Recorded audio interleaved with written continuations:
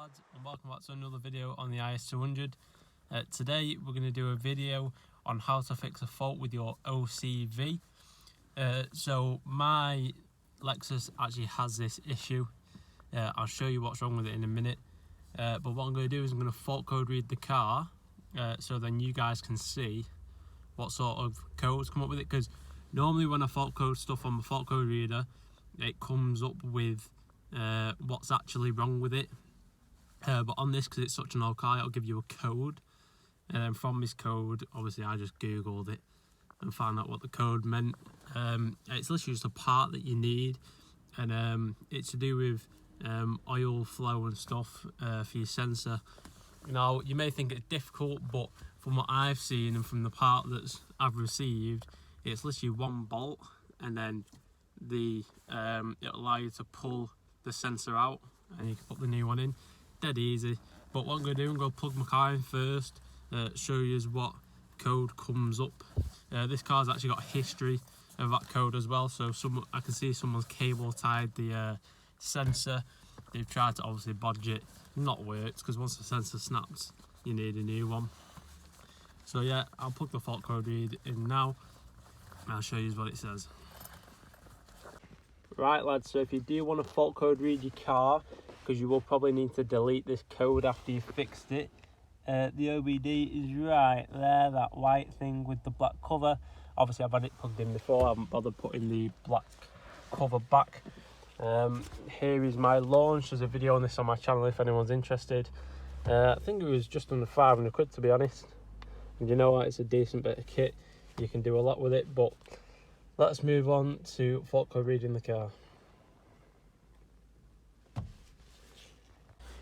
Right guys, so I've just clicked on diagnose, and obviously we're just going to pick the make of our car. There it is, Lexus. Press OK.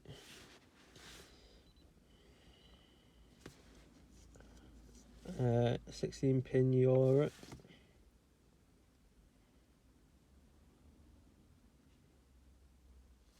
And I need to turn my ignition on.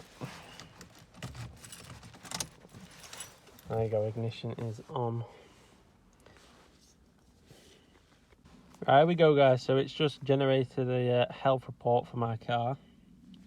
So it'll scan the ECUs for all different types of stuff in your vehicle. 5 faults found in the engine. That's brilliant, mates. That's cool. Well, I didn't have the code for the VVT last time. That's cool. Very cool. But what code we're looking at is the P1656 OCV circuit. And that is the sensor that we're going to change today. Let's just ignore that. But I'll have to look into the P1349. That's to do with the VV, variable valve timing system.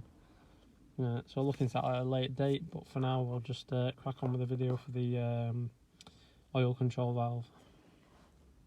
Right guys, so I've just done a Google on the other code that I've got, and apparently the OCV is linked to that code as well, so hopefully, fingers crossed, this fix will fix both of the codes.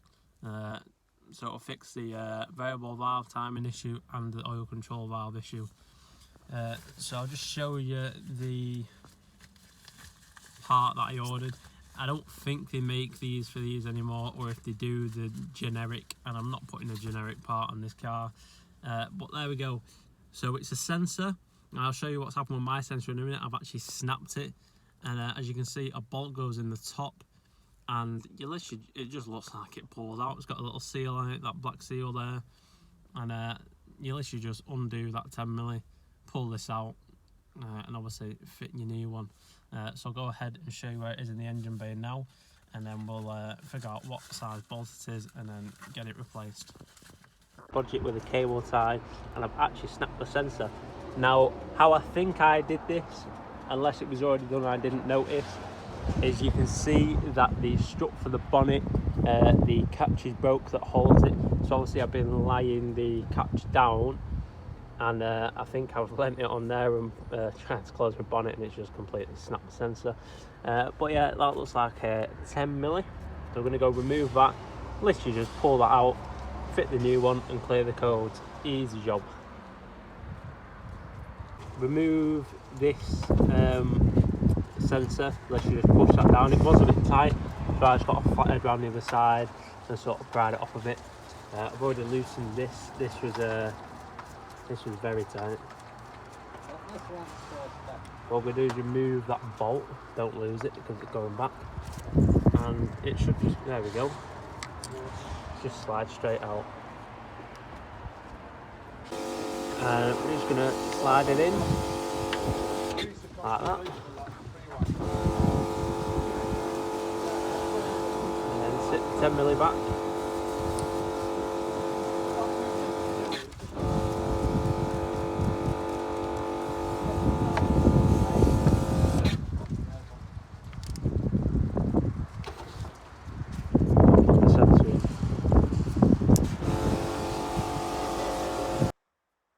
So it was literally a minute fix, like it's not hard at all. What I'm going to go ahead and do now is clear the codes and then road test it, see if the codes come back on, give it a couple of drive cycles and whatnot.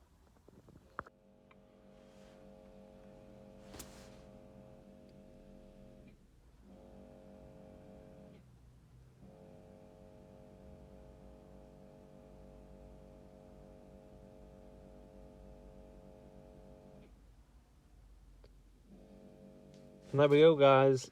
As you can see, last time I tried to clear it, it was permanent and wouldn't move. But as you can see,